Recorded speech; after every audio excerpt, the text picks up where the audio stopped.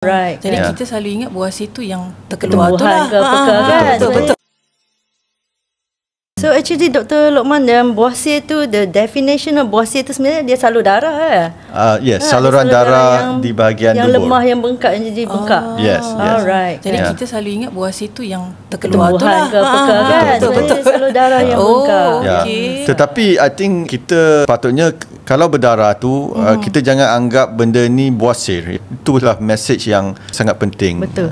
Kalau ada pendarahan dalam najis, pesakit tu perlu jumpa doktor cepat-cepat. Sebab pemeriksaan perlu dibuat dan kita perlu exclude penyakit-penyakit lain yang seperti mana saya cakap tadilah, macam kanser ke, macam keradangan ke kan. Itu lagi serius sebenarnya.